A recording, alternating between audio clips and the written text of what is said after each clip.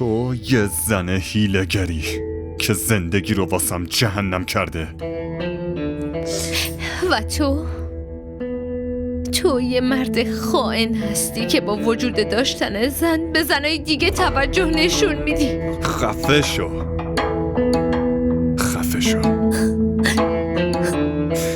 راجب الینا هر مزخرفی که به اسین گفتی رو میری و راستشو میگی. اون یه دروغگوه. من به کسی چیزی نگفتم. اون دروغگوه و به من تهمت میزنه. به من بگو برای چی رفتی پیش اسین؟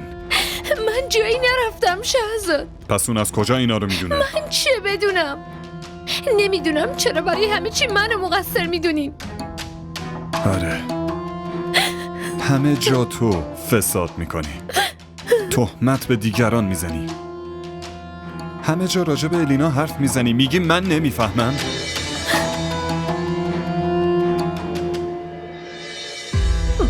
داری همونی میشی که اون میخواد. اون همینو میخواد که آشورنم خراب بشه. من نمیدونم چرا نمیفهمی شهزاد. میخواد تو رو از من بگیره. چرا نمیفهمی که اون میخواد تو رو از من بگیره شهزاد؟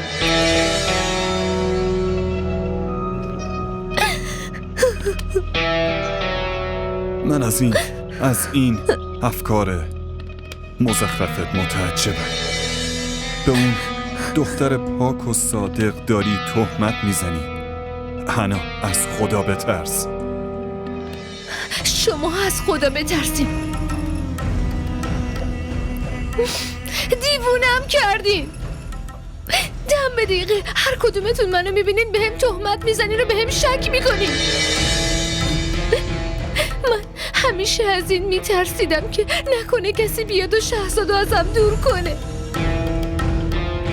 ترس از خدا. شما از خدا بترسین. خیلی خوب، همه چی رو خودت انجام بده. راحت باش، تهمت بزن به دیگران. ببین، من بهت التماس میکنم. میدونم که با حرف زدن بیشتر با تو مغزم منفجر میشه. منم سرم درد میکنه. هر زمان و هر لحظه توی این خونه بحث و دعوا. نمیدونم کجا اومدم.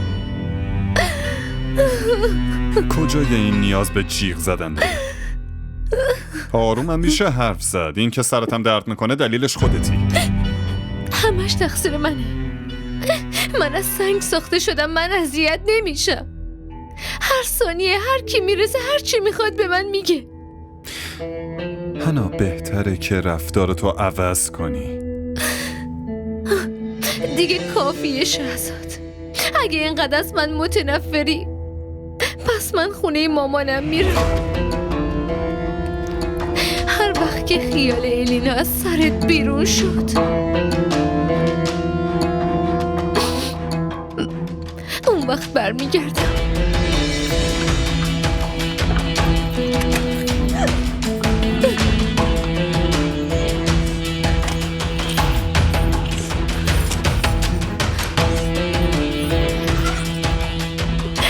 نمیدونم کدوم ساعت نحس بود که ازدواج کردم.